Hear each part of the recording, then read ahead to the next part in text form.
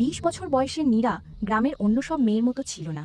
ছোটবেলা থেকেই যে কোনো যানবাহনের শব্দ শুনলেই তার চোখ জ্বলে উঠত।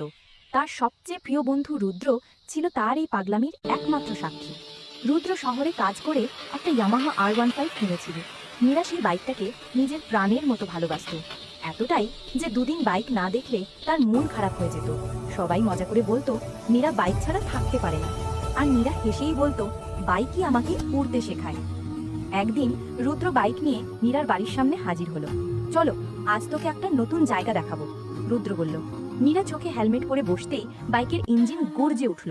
সেই শব্দ শুনে তার ভেতরে একটা আগুন জ্বলে উঠল, যেন পুরো পৃথিবী তার সামনে খুলে যাচ্ছে। পাহাড়ি রাস্তা ধরে বাইক এগোতে লাগলো। বাতাস উড়িয়ে নিচ্ছে নীরার চুল, চোখে ঝলমলে আনন্দ। পাহাড়ের ওপর পৌঁছে রুদ্র বাইক থামালো। নিচে বিস্তীর্ণ সবুজ, আর ওপরে নীরার হাসি। নীরা চুপচাপ বাইকের ট্যাঙ্কের ওপর হাত রেখে বলল, The bike এই is বাইকটা না your থাকলে wings. আমার স্বপ্নই বেঁচে থাকতো না। রুদ্র মৃদু হেসে বলল, স্বপ্ন থাকে মনেই, বাইক শুধু তোর ডানা। সূর্য ডোবার লাল আলোয় নীরা বুঝল তার স্বাধীনতা, তার উড়ে যাওয়া,